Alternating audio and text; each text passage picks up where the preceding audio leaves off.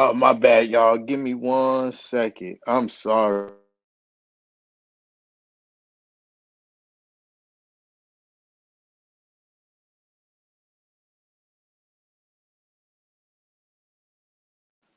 Hold on, y'all. My fault, my fault. If you pulled up, my bad. Give me 1 second. I'll be right with you.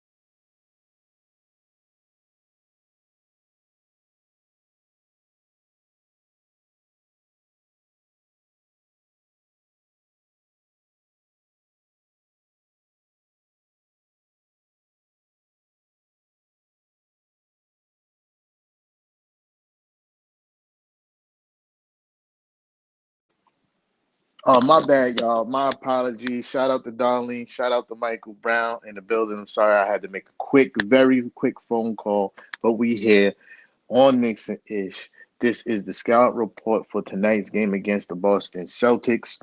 A game that I'm very excited for. This is a chance for us to, you know, um, kind of reverse some narratives that's being mentioned about this team so far this season. That's something in a topic that we're going to get into a little bit later.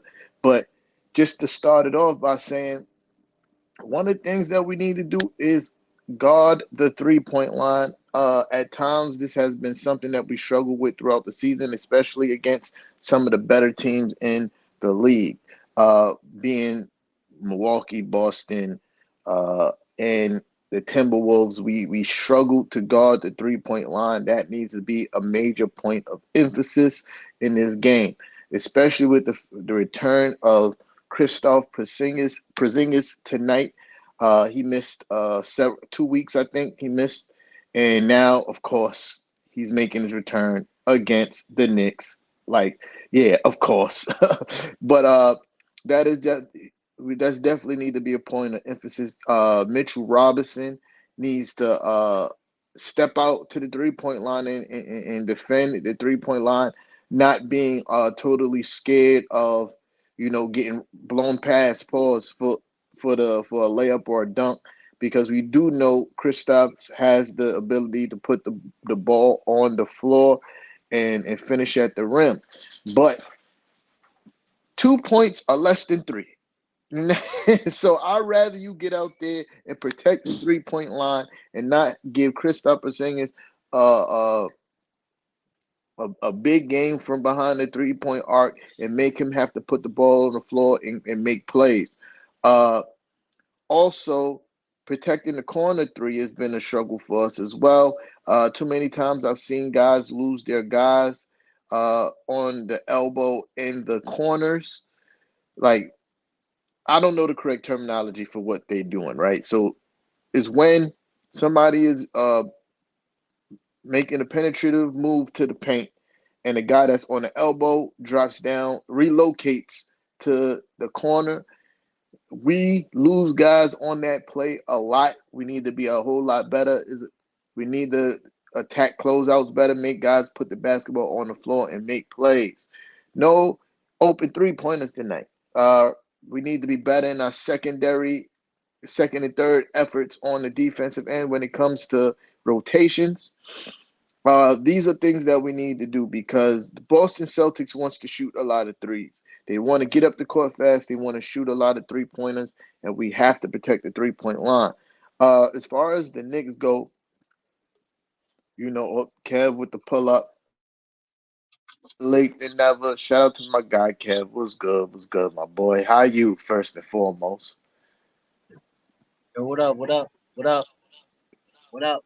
How you, my guy? Yeah, I mean, first and foremost, how are you today? I'm good, man. I'm chilling. I'm chilling. Enjoying. Yo, it's actually a nice day out here, so that's why I'm like, yo, let me go outside real quick. Nah, peep. I'm like, yo, you leave me out there. You got the heavy hoodie on, the hood on your head. Today is a nice day, so I'm like, yeah, I could be out there for a few minutes, talk my shit. All right, so to catch you up, I was talking about one of my first keys tonight was protecting the 3 point line.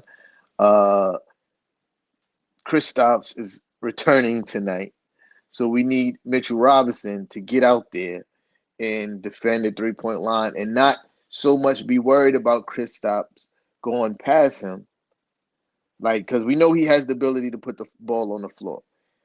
Two is less than three. You Yeah, for know what I sure. mean? And also protecting the corner three. Those are my two major points so far. I'm gonna get into what we need to do offensively. But you have any points on defense? What we need to do tonight? How you doing, Darlene? Appreciate you. Hope you're having a blessed day. What up, Mike Brown? What's goody, bro? Um, as far as that, yeah, man. I think protecting the perimeters should be the key. Like, I recall last time they, especially Kristaps Porzingis, he kind of, was knocking down his shots. He was killing us from behind the arc. So, and I feel like when it comes to Mitch, he kind of struggles against centers that do that. So, I'm hoping this time around, we kind of get the positive end of it, and he has a bad game after Yeah, coming back from been taking time off. So hopefully, he's not into rhythm, because if he's in a rhythm, we might be in for a long night pause, and I think that and like you said, protecting the corners, um, and that also opens up them eating us down low in the paint pause, because then that takes Mitch out the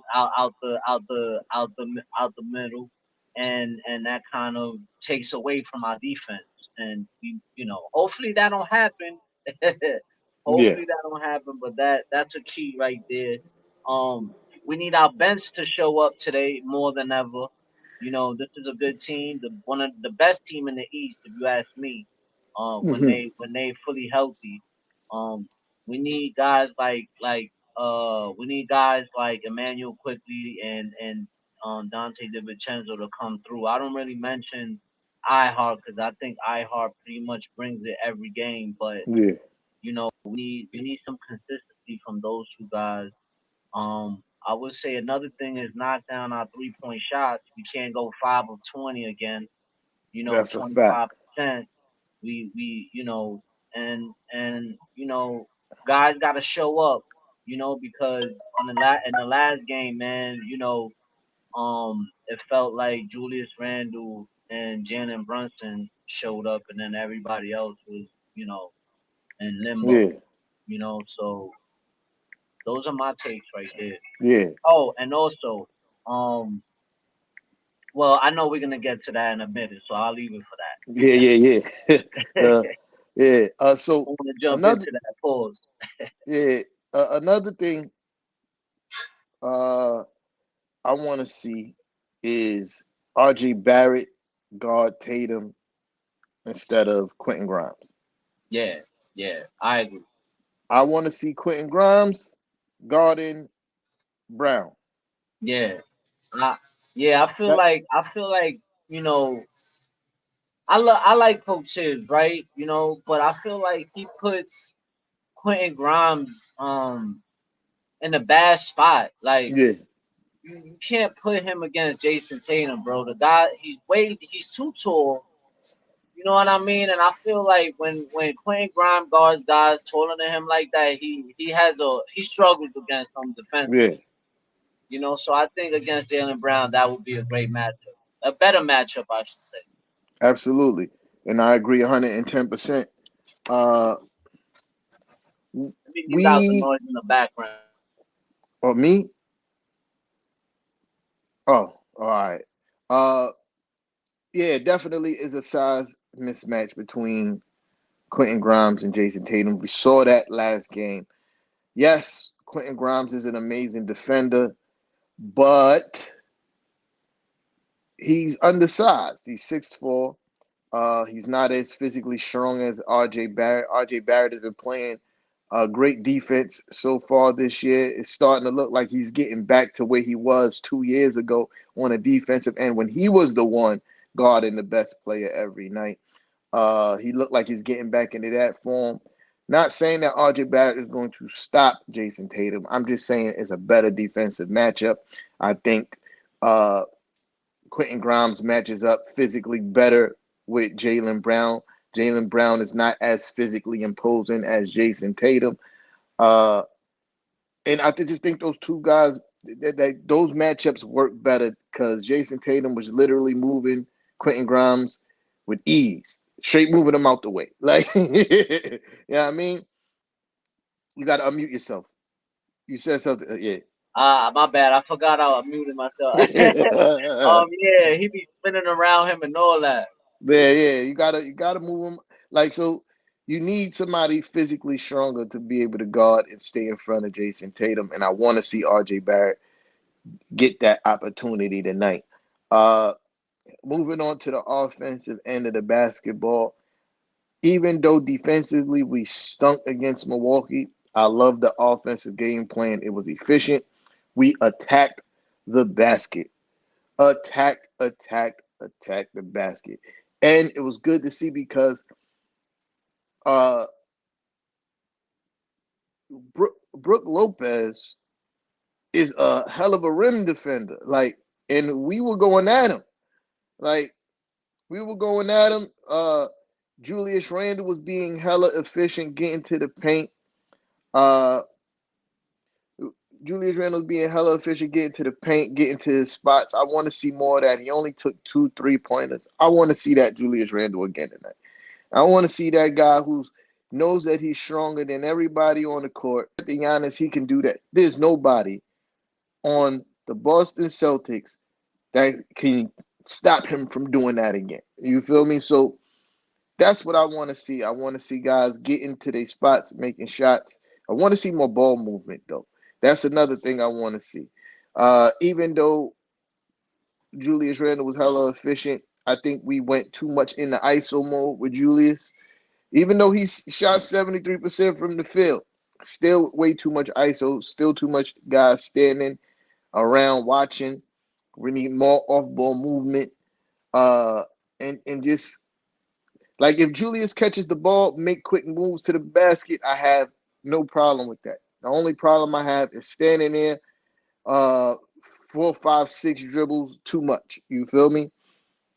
Figure out what you want to do, make a decision, and do it. Read the defense, kick the ball out. Yeah, I mean, make the game simple. But offensively, that's what I want to see: ball movement and taking the ball to the basket. Nah, I agree 100%, man. When the ball moves around, I feel like that's when the Knicks play their best ball. Um, Absolutely. you know what I'm saying? And I like the fact that Julius, did play like that. Like he really took it to Giannis. I was hype about that. I wish we would have got the L. I would have taken the L. The win better, um, but we're gonna need everybody else to show up on both sides of the court, not just offensively. Because Boston is a pretty good team. Um, but other than that, I think I got us winning this game. I'm gonna be honest. And offensively, I want to like sometimes that when there's a known shot blocker, guys on our team shy away from being aggressive, going to the basket. Mm-hmm. They start leaning on the floater too much, and things like that. Robert Williams, yes, great rim protector. He's good, right? Elite rim protector. But you can't be scared to attack him. Like you can't Robert be, Williams. yeah. Yeah, he's on the Trailblazers though. Oh, they traded him. You're Yeah, right. that's right. Yeah. I forgot. So yeah, definitely, definitely. My Word. fault. My fault, y'all. I forgot that they traded Robert Williams. So definitely, I want to see Express Lane to the paint. Who gonna stop us? Word. Fucking Al Horford? Al Horford? Yeah, Express Lane to the paint. facts, Express Lane. If you in the building, press like for your boys. That's important. You know what I mean? facts. Yeah. I want to see RJ Barrett be aggressive and getting into the paint too, as well. I think RJ Barrett is starting to lean on his 3 point shot a little bit too much. And I need to see that's for you.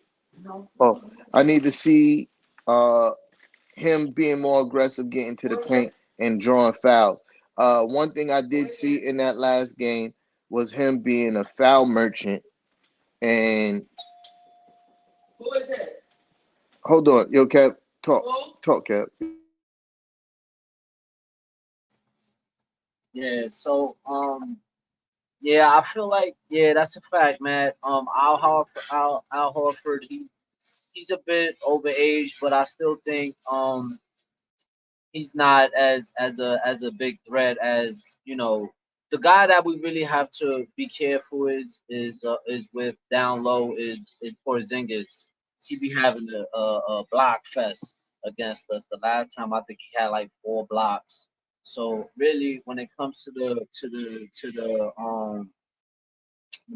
Celtics, if the big guy that we got to be worried about the most is Porzingis. But other than that, man, I agree with T Tom. I think that we should be a super aggressive, driving to the basket. We got the players to do it. RJ, Julius Randle in that last game, he was, forget it. He was a lightning rod. I feel like another guy that should be attacking that basket is Josh Hart. You know, he's another guy that he should try to be more aggressive and get these guys in the foul trouble. Absolutely. That could help, man. Like we gotta be more aggressive. We gotta stop chucking up the 3 point shots all the time, move the ball around. If it's an open shot, I'm okay with you taking it, but don't rush, don't wait until the last minute.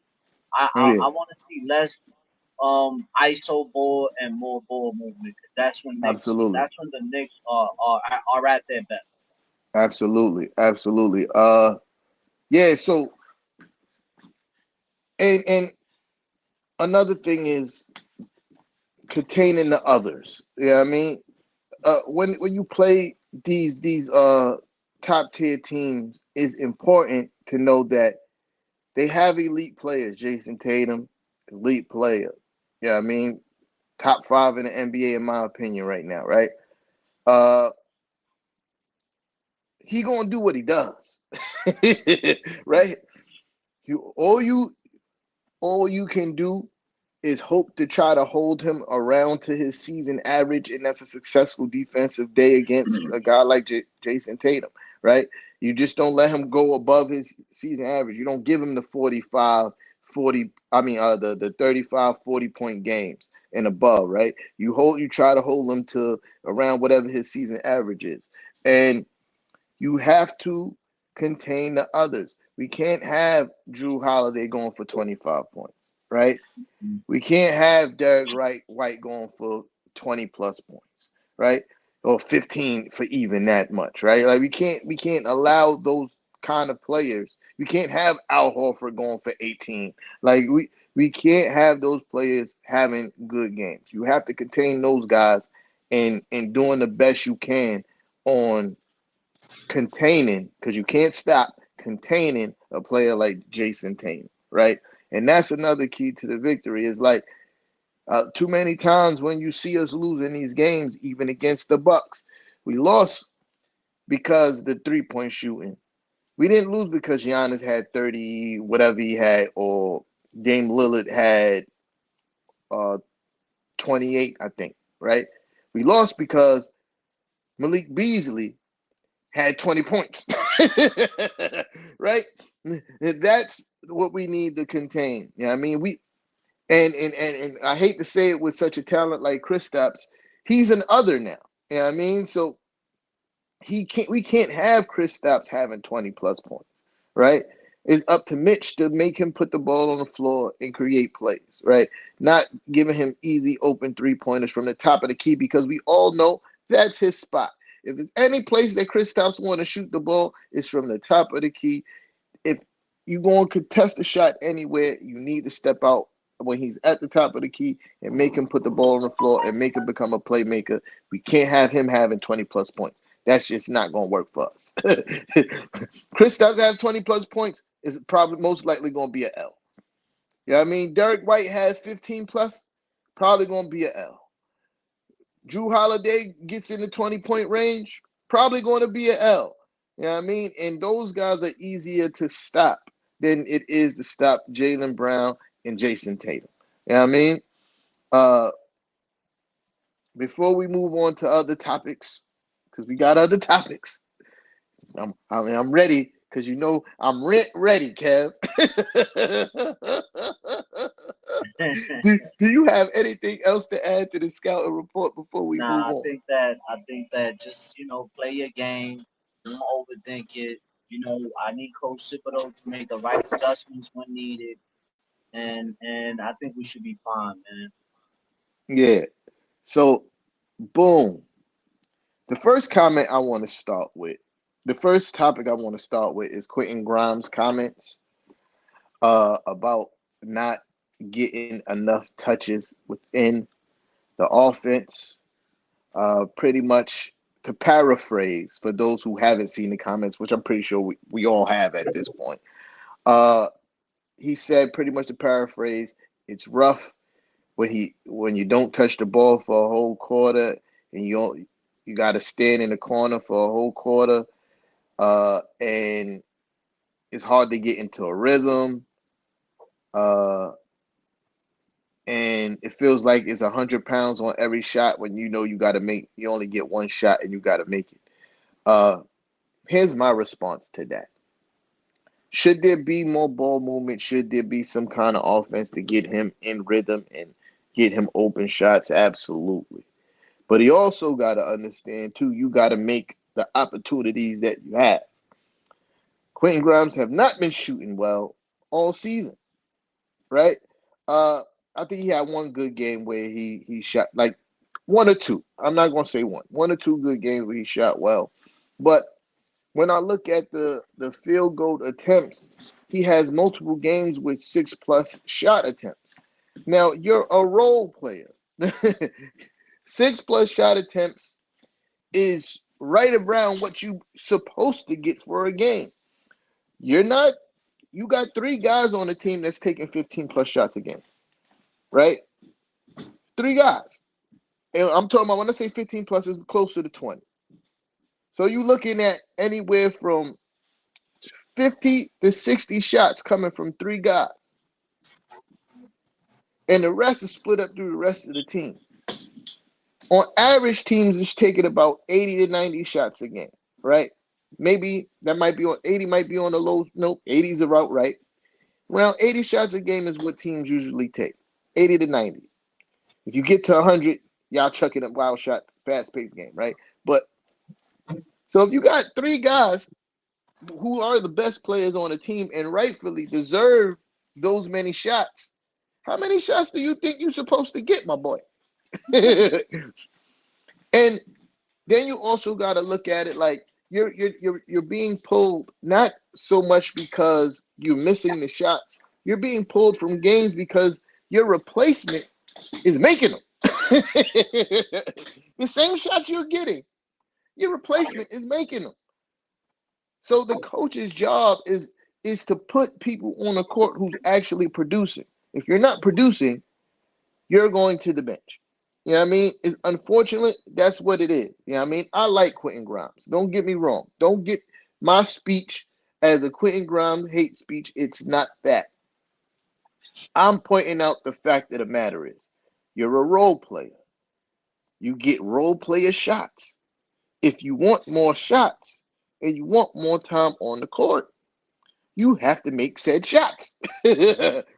You know, and then you most of the time he looked tentative. He's rushing his shot. He's rushing his shot. It was what Quentin Grimes used to do what made him get better looks on his own last season. He used to catch when they closing out, pump fake, drive past guys, make a great play with the basketball. So next time when guys are trying to close out, they're closing out slower. He gets off better looks. Quentin Grimes doesn't do that anymore. He's rushing shots. He's taking contested threes and wondering why you're not getting more shots. You're not incentivizing your teammates to want to pass you the rock. Yeah, I don't care how good of a teammate you are. If we out here to win basketball games and the guy on the court is not making shots, I'm not passing you the basketball. Not gonna give you the rock.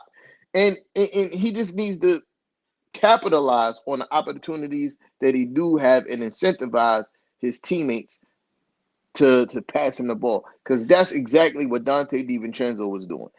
They're looking for Dante because they know Dante's going to make those shots.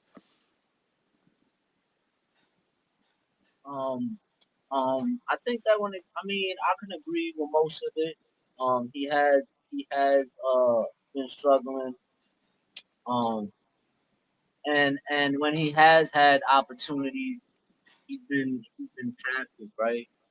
He's been, he'll take it, pass it off, drive to the basket, pass it off. There's been time we've seen him take it to the rack and be right there, pass it off. Um, but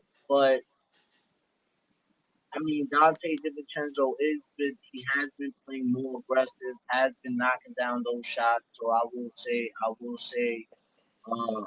he got to step up, man. I mean, I'm a Quentin Grimes guy. I fuck with Quentin Grimes all the way, but he has been struggling a bit this year.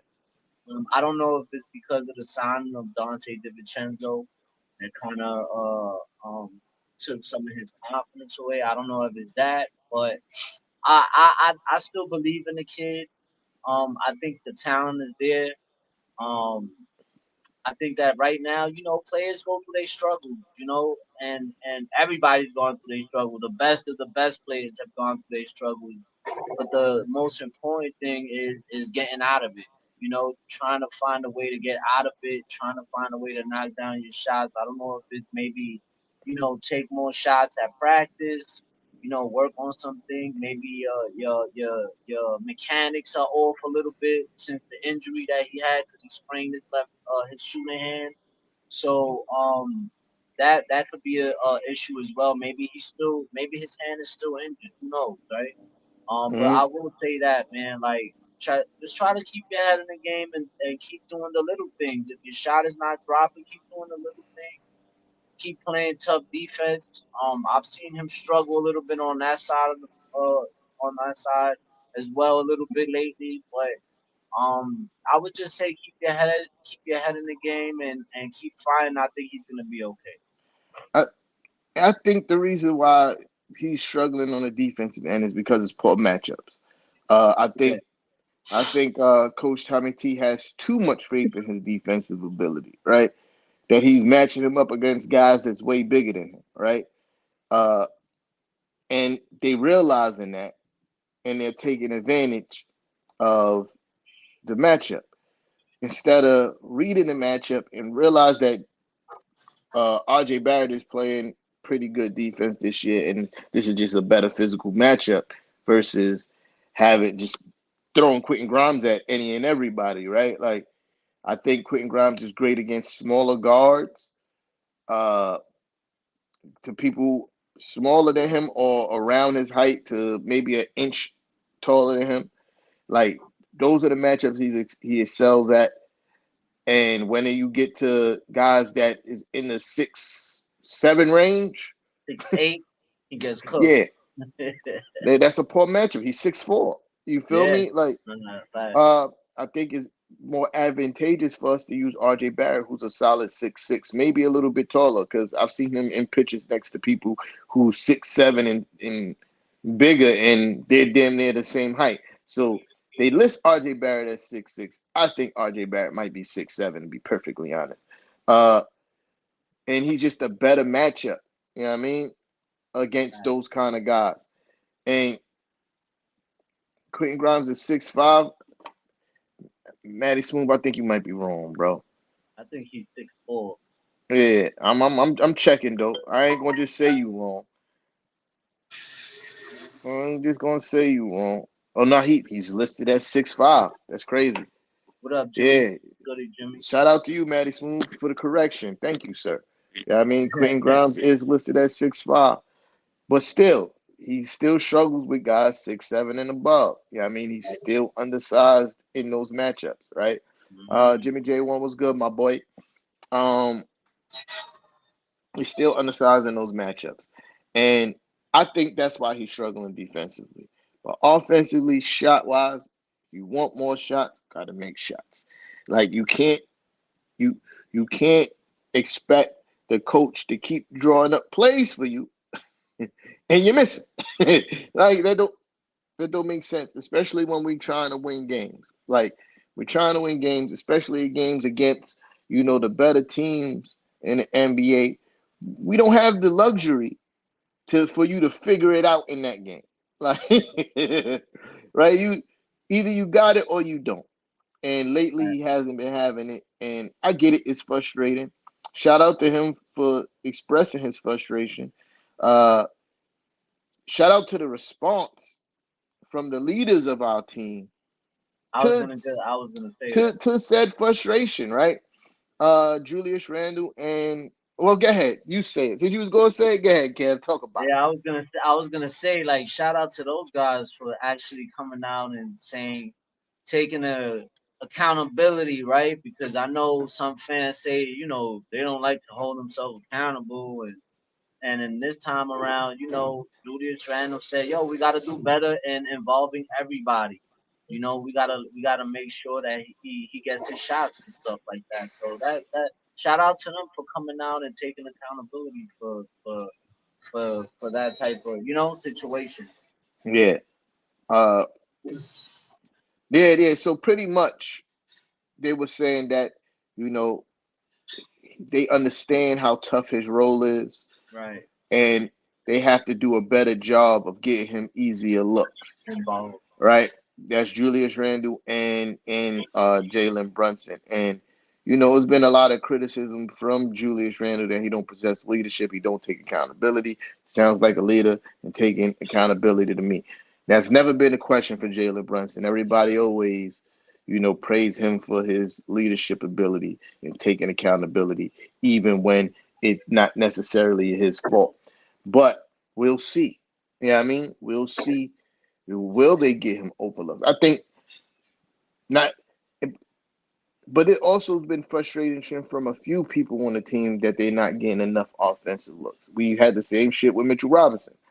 Uh, Talking about his trainer for the most part, not so much Mitchell Robinson, his trainer. Yeah.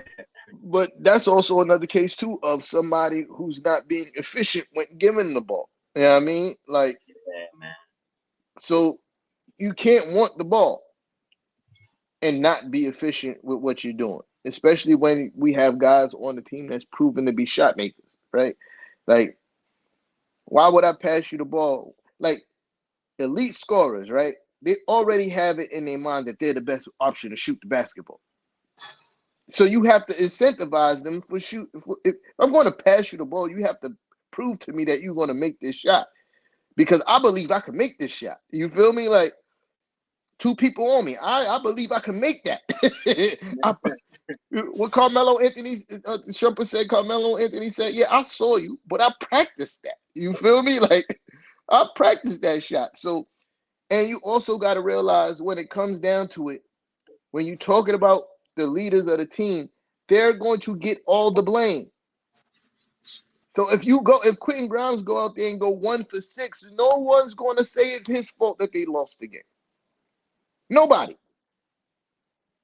What they are going who they are going to blame, Julius Randle, Jalen Brunson. They weren't good enough. So he has to be aware that you asking for these shots. You're going to have to make them because no one's going to blame you. But everybody's going to blame the people who's passing up opportunities to get you looks. And that's just my only gripe. I like Quentin Grimes. I like him. I've been called. I called for him to start. I wanted him to start, and I still kind of want him to start. He just gotta be more efficient. You feel me? He gotta be more efficient if you want more shots, because you're not going to get blamed. The other guys are. Uh, so we got more topics to talk about. Moving right along. You know what I mean? Uh, so it's not listed in the description, but since I've been on Twitter talking about this all day, been on Twitter talking about this all day, and Kenny Smith's comments, uh, pretty much he says that the Knicks, for those who don't know, I'm pretty sure you all do know, but for those who don't know, Kenny Smith was in our last game said that the Knicks, they have an uphill battle every night because we never go into the game saying that we have the best player. And this could not be more false.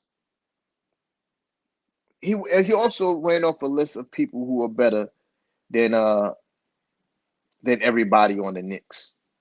Some of them have no gripe. Yeah, I mean, but he was mostly talking about the Eastern Conference. Uh, some of them have no gripe. No gripe with Jason Tatum. No gripe with Joel Embiid.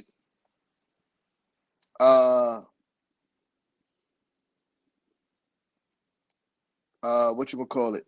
Jimmy Butler is debatable, highly debatable, right? Jimmy Butler is highly debatable. Everybody else, cap. Pablo Benchero, what the fuck are we talking about here? Not saying that the kid doesn't have the ceiling and the potential to be better than Julius and Jalen Brunson, but at this current juncture, he's not better than neither one of those guys. A more close comparison to Pablo Benchero is RJ Barrett at this stage of his career, right? And that's the third best player on our team. The Donovan Mitchell stuff is nauseating to me at this point. How many times do Jalen Brunson got to bust this guy ass before he gets the respect of being better than him? Donovan Mitchell, by all means, phenomenal talent, explosive scorer. Yes, he's going to give you the 60-point games and all this other wild shit. But when it comes down to it, Jalen Brunson packed son up twice, back-to-back years in the playoffs. It's not because that Jalen Brunson was quote unquote on a better team, because most people would have said the Jazz team was better than the Mavericks team the first year that they met in the playoffs. Luka Doncic gets injured. Jalen Brunson outplays Donovan Mitchell, sends him home. Last year, I remembered it. We was talking about it here. How all the media talk heads were saying that Donovan Mitchell and the Cleveland Cavaliers is going to get the Knicks out in 5. They were saying Cavs in 5. What Jalen Brunson did again? Outplayed the shit out of Donovan Mitchell again in back-to-back seasons, sent him home. So how are we still saying that this man is a better basketball player than Jalen Brunson? Jalen Brunson is better than, in my opinion, better than Trae Young. Who else is in the East that's even worth Better than mentioning? the DeJounte Murray. DeJounte Murray, absolutely. Who else in the East is worth? I take him over LaMelo Ball. Yes, currently LaMelo Ball has the ability to be better than No, of him in the course, but future. I'm still gonna take him Yeah. over. Right now, you're right. Uh, who we talking about? We got against the Toronto Raptors. I think Julius Randle is better than Pascal Siakam. I think he is. Like Pascal, with all the talent that they've had on that team, right? All that talent that they had on that team, still had, since the departure of Kawhi Leonard, Pascal has done shit with that team. And But what we do know that Julius Randle on his lonesome pretty much has taken the Knicks to the playoffs. You know what I mean? And Pascal Siakam ain't never averaged 25, 25, 10, and 5. Never. And Who I else? would say, Yeah, yeah, Kev, my I fault. would say that to Maddie's comment about Tyrese Halliburton. If you ask me, Jalen Brunson should have been an All Star last year. Facts. He got snubbed. You know what I mean? That's up in the air as well. You know, and I feel like Jalen Brunson has been more successful with the Knicks than Tyler Halliburton has been with the Pacers. He took us to the second round of the playoffs in 1 year. Yeah, You facts. know, Facts. and pretty much packed up Donovan Mitchell and them like everybody else said that was, was gonna happen. And another thing I would say to Kenny Anderson, my not Kenny Anderson, Kenny Smith. My response to him is you just mad because the Knicks never offered you a coaching job. That's Mm, why that and a lot of these media outlets, it's not just the NBA, ESPN, they like to hate on the Knicks. They don't give the Knicks the credit that they deserve. And it's always gonna be like that, man. From here on out, the Knicks are just gonna have to keep outplaying the they have everybody to fight with. Their own fans, the media, you know what I mean, and other teams that they have to play against. So, the Knicks got their back against the wall, and they just gonna have to, keep on like that, bro. Be the yeah, underdog for the rest yeah. of the season, bro. Because that's just the way it is with the Knicks, man. The Knicks get no love and respect, no matter what they do, who they So bring to the team. so and to kind of sum up the whole Kenny Hold on, bro. yeah, yeah. Yo, I bet, yeah. All right. So boom, to sum up the whole Kenny Smith in that situation and segue into another topic, but we clearly have, in my eyes, we clearly have we clearly do go into games with the best player. Yeah, I mean, uh, and there's another narrative going around is that we can't beat 500 teams, which is we struggle beating the best teams in each conference. 5 of our 8 losses come from the 1 seed in the East, the 2 seed in the East, and the 1 seed in the West. Right? All 5 of our losses come from those 3 teams. That's the Boston Celtics. We lost to them once. Bucks, We lost to the Bucks twice. We the lost Suns, to and the Timberwolves. yeah. I wasn't even counting the Suns as being one of the best. Do you feel me? Oh yeah, because those guys, Kevin Durant and Bradley Beal, they Yeah. play. So that's Yeah, four. pretty much. We lost to somebody else too. I had it. We lost to Just somebody, the Pelicans. the Pelicans. Yeah. But anyway, right? Then you forget that we have beat 500 teams. We beat the Cavs, pretty good team. We beat the Miami Heat, pretty Yep. good team. Uh, and it was somebody else. I'm drawing the blank. Yeah, that's pretty much it. You the Now record against team we against definitely beat over somebody else, but I 500, I forgot. think it's 2-8. Now we three. We got 3 wins over 500 teams. We got 3 wins over 500 teams. I'm gonna find it. Oh, and we beat. I would say we beat the Heat, Yeah, we beat the Heat and we and the beat the Cavs Clippers. And we and the beat the Clippers. Clippers. Yeah, They're over 500 team. You know what I mean? So we lost to the best teams in the NBA. You feel me? We didn't just lose to because it's misleading the comment. That's the issue I have with it. It's misleading the comment that the Knicks can't beat 500 teams. There's different levels of 500 teams, bro. You feel me? You got championship contenders. Then you got guys that's like more in our bracket. You feel me? And then you got guys who are barely 500 teams. You got teams that's barely 500 teams, right? So it's misleading, and that's my issue. We beat guys that are 500 teams. We just our schedule sucks.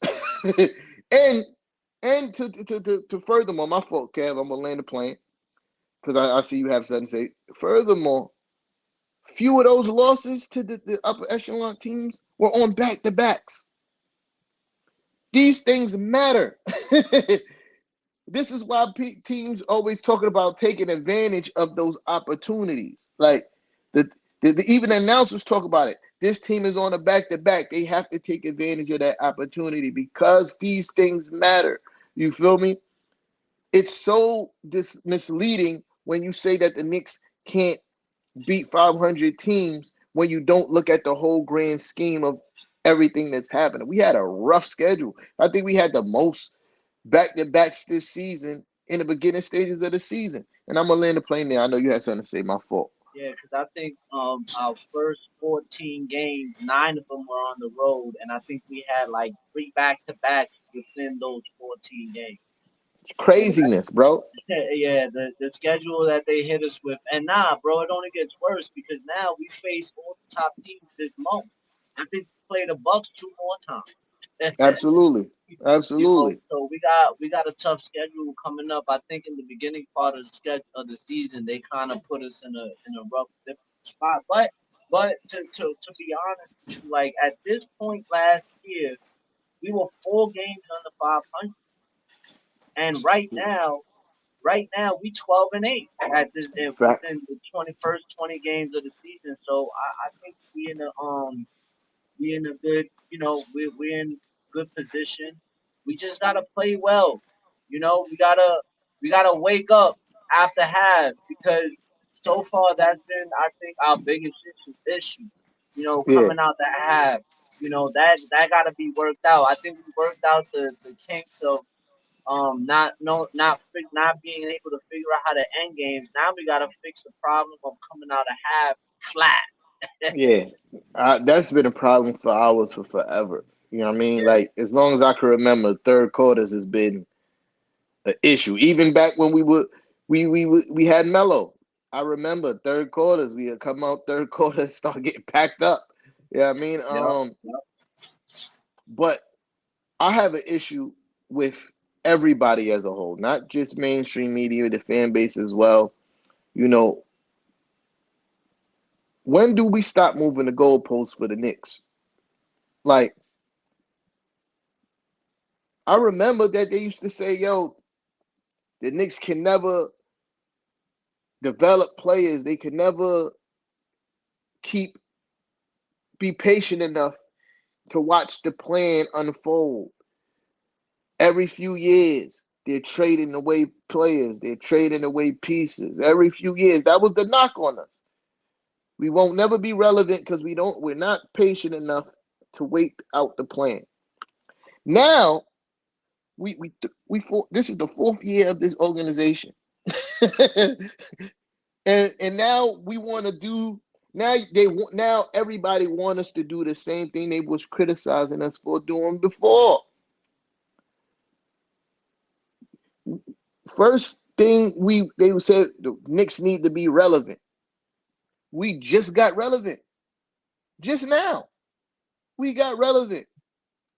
Now, that's not good enough. Having sustained success is not good enough now. And we haven't even sustained the success yet. Went to the playoffs one year, didn't make it the next year, made the playoffs, won the first round series. Now we have to continue to build off of that. Not, oh, you got to trade away something. Get you a superstar. I forgot who said it. Somebody said it and it makes sense. I can't remember who said it. I, Stephen A. Smith. no, we gonna get to that clown. But I forgot where I heard it from. They said It's hard to maintain culture when you keep bringing in different stars. We're building a culture. We're building a system that fits. If you haven't noticed, all the guys on this team, not all of them, but most of the guys that were brought in are Coach Tom Thibodeau type players. Hard nosed defensively, make the extra play, make the hustle plays. We're building something. Yes. Do we need another piece to continue to build? Yes, but it has to make sense. Carl Anthony Towns is what people are crying for, and he don't fit what we do. He don't play the style of basketball that's being played in this organization right now. Right? Well, what was good, my guy Marlon? Why would you get a Appreciate more you. expensive Julius Randle? That don't make sense. Who doesn't have the same kind of heart and has the knot of being soft. You feel me? Like, why would you? Y'all was crying for Zach LaVine. Zach LaVine don't fit what we do, and he's He injury don't even prone. want to be here.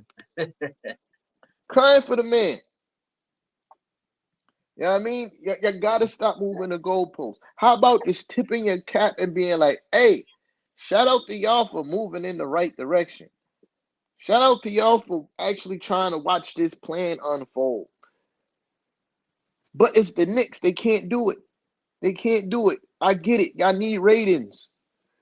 You know, saying stuff about the Knicks is gonna get your social medias popping. Your algorithm's gonna start jumping because you know we passionate and Knicks fans gonna talk shit. Gotta be better, man. You gotta stop moving the goalposts. We are on the right path. It's progress. The last thing, and I'm gonna land the plane because I want my guys Kev's thoughts on this shit right quick. But I said this on Twitter. We are 5 and 4 years removed from 17 wins and 21 wins. 21 wins was only 4 years ago, right? Uh, we made out. We were 3 years removed from our first playoff berth in 8 years. We are 1 year removed from our first playoff round victory in 10 years. And guys and people are saying this is not good enough right now. This is not good enough. You missed the playoffs 8 consecutive years, and this is not good enough. Yes, moves need to be made. Not saying that it shouldn't. Yes, we need to acquire another piece. Not saying that we shouldn't.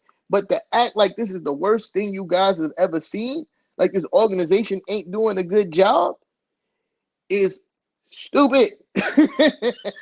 It's stupid, plain and simple.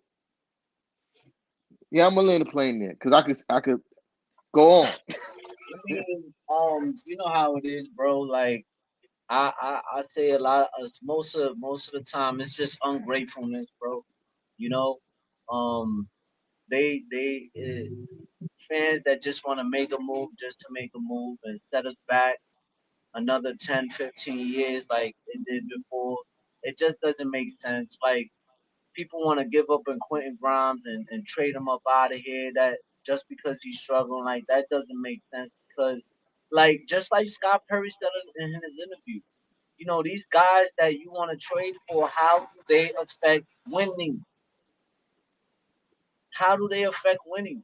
Zach Levine hasn't won in Chicago. DeMar DeRozan hasn't won in Chicago. You know what I'm saying? For us to just go and put this package together and trade everybody for him. You know what I mean? It just doesn't make sense. I feel like this front office put us in the right position. I feel like they have been in talks with teams for trades because they were in talks for Donovan Mitchell. You know, Mm-hmm.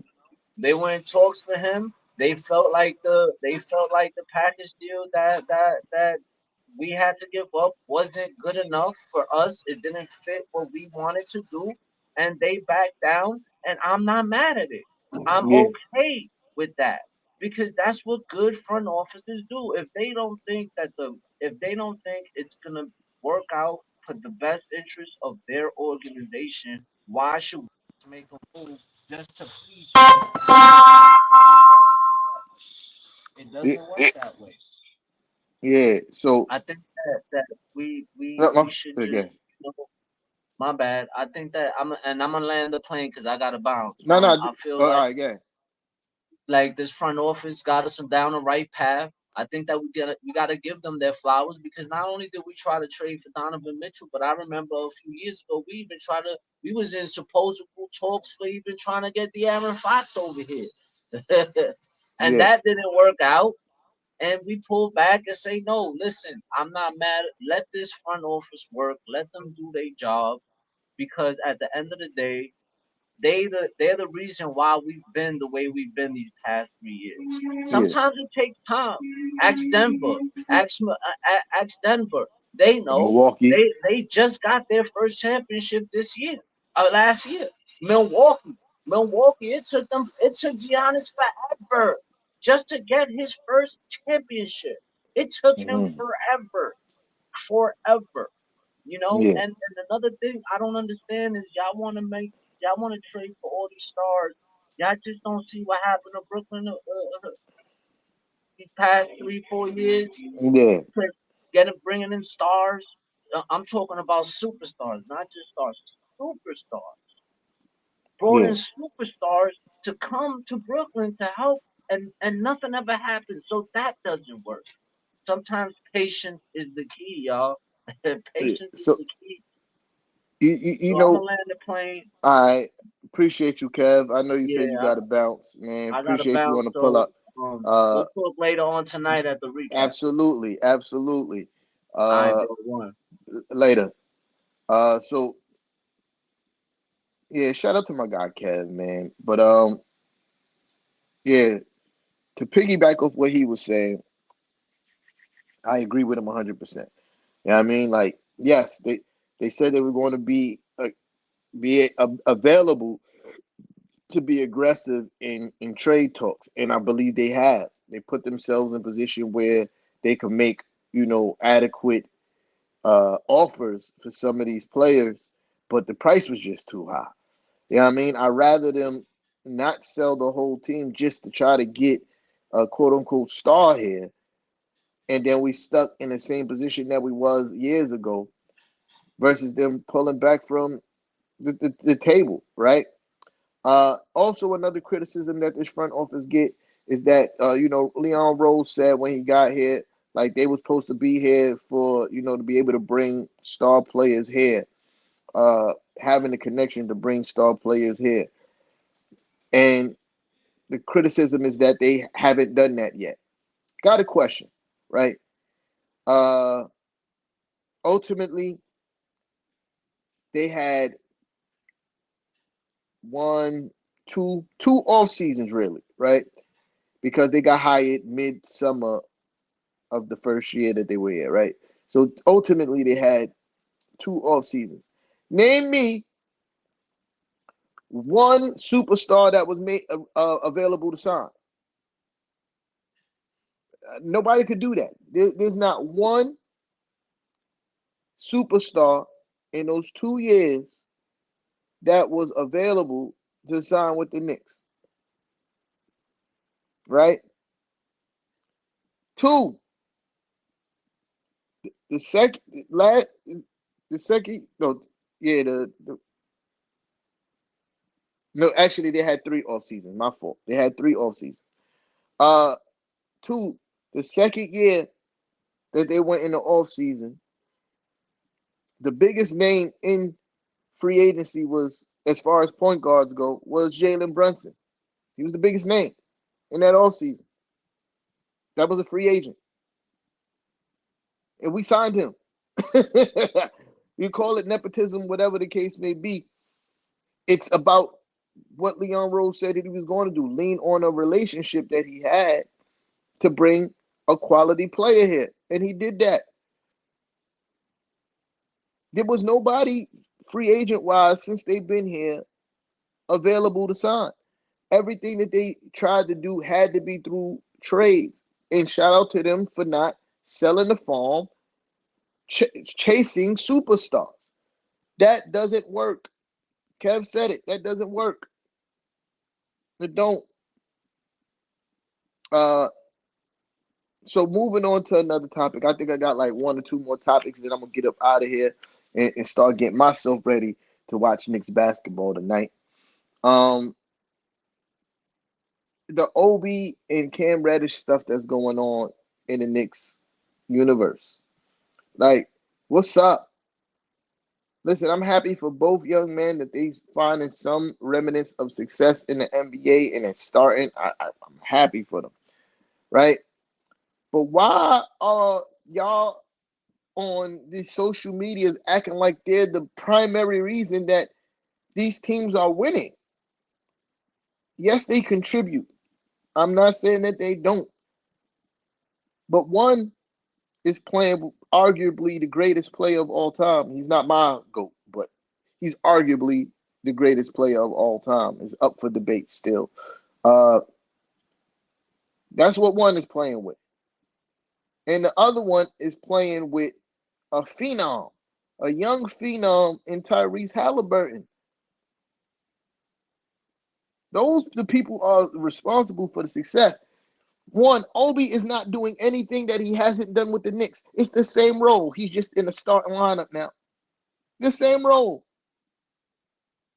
Cherry picking. Running up the cherry picking. That's what he does. He cherry picks. And I'm happy for the kid, but let's not act like he's over there in Indiana doing something so miraculous. It's the same Obi Toppin. And got like, look, see, how how y'all spinning the block for 14 points? It's crazy. Spinning the block for 14 points is crazy. And two rebounds. How you starting power for y'all spinning the block for Obi when your power forward on your power forward on your team, which is the New York Knicks. Your power forward is Julius Randle, just won Player of the Week, averaging 20. I forgot it was 27 or some wild shit like that. 13 and 5 or no 7. Excuse me. Some wild shit like that. That's what your power forward was doing. But y'all over here, look at Obi. Look at Obi. What? I'm happy Cam Reddish is finding some success. But are y'all really out here spinning the block for 8 points from a starter? 8 points per game. That's what we spinning the block for now. Your team is playing okay, bro. Yes, we lost some games to the best teams in the NBA. Not just over 500 teams, because as I stated earlier, that's misleading. We lost games to the best teams in the NBA. The number one seed in the East, the number two seed in the East, and the number one seed in the West. Took a bad loss to the Suns. That's the outlier. But for the most part, we lost most of our games to what you would call it, the best teams. But we are very successful, and y'all out here rooting and cheering for Obi to do well. I mean, for the Obi to do well on the paces over your own team is crazy. Just so y'all can be like, I told you so. So y'all running with the narrative that the front office did a bad job because these two guys ended up on teams with really good players who's carrying them to the in-season tournament finals. LeBron's carrying the Lakers. I don't know if y'all watching these games. Clearly, y'all not. Y'all watching box scores. But if y'all watching these games, LeBron is carrying the Lakers. Tyrese Halliburton is carrying the Pacers. Obi still can't play defense. He still don't rebound. He's just getting more fast break opportunities.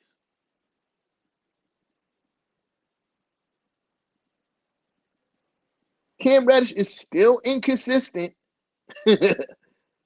Lakers just giving him more leeway. Like, what are we talking? Y'all gotta chill, bro. Root for your team.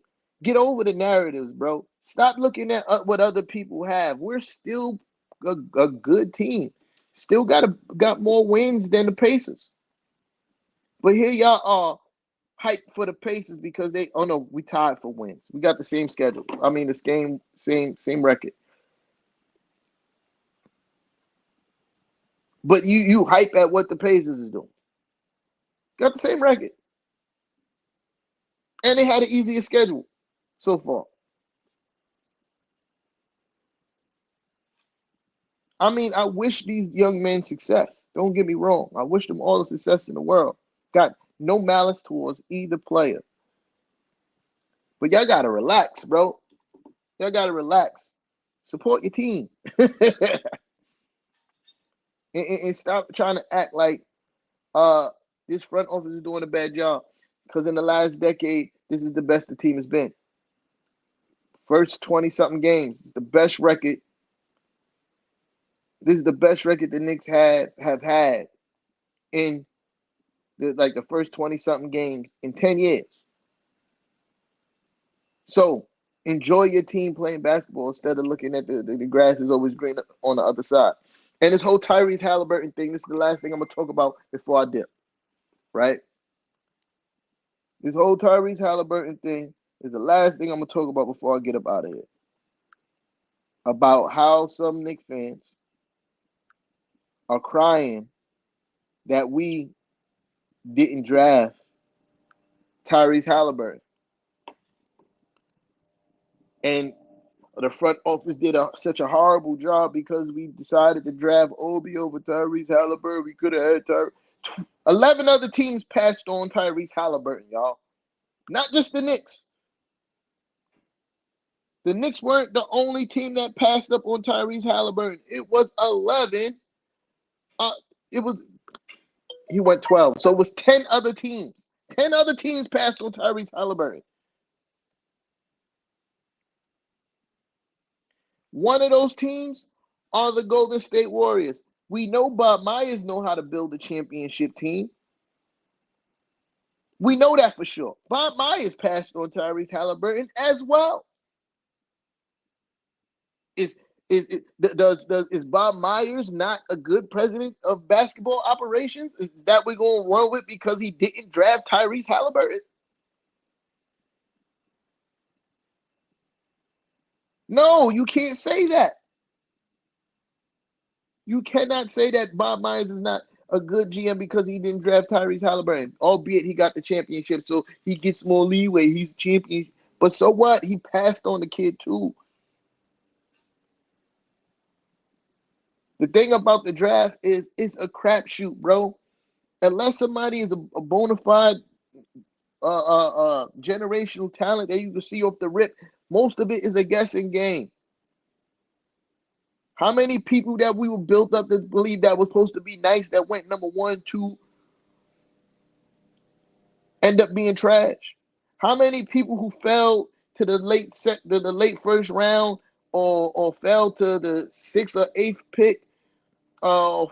We even have a couple people who fell to the 2nd round that end up being fire.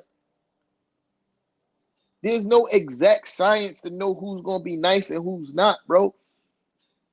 Most of it is a case study and a guessing game. You pick who you think is going to fit your team. We chose Obi Toppin because we thought Julius Randle was going to be out of here. Then the MIP season happened. We picked Obi because Julius Randle was going to be out of here. We were picking his replacement. Then he had the MIP season, and you do not trade the most valuable player and an all-star. You do not let him go. And all NBA. All NBA, all-star, most valuable player. You don't trade that. You don't let that go. And unfortunately for Obi, he was stuck playing behind Julius Randle. Even though he had the recession year, he still, the regression year, he still was 20, 10, and 5 in the regression year. Still solid numbers. Obi would not average 20, 10, and 5. I don't think he's going to ever average that in his career. There's no knock on the kid. It's just what the situation was. And we passed on Tyrese Halliburton because we thought Obi was going to be Julius Randle's replacement. And it didn't happen. 11, 10 other teams passed on Tyrese Halliburton, not just the Knicks. Y'all got to let that go, bro. Y'all got to let that go. And that goes with Donovan Mitchell. I forgot what pick Donovan Mitchell was. We could have drafted Donovan Mitchell. We passed on him for Kevin Knox or whatever the hell. I forgot who we drafted at that time.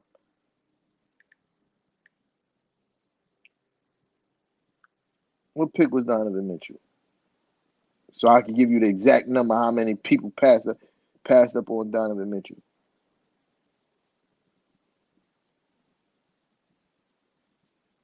13. 13. So that means 12 other teams passed up on Donovan Mitchell, bro. Y'all got to stop trying to crucify the Knicks and the front office for drafting, because drafting is nothing more than a guessing game. You take the studies that you see, you make the best educated guess, and then you pick what fits your team.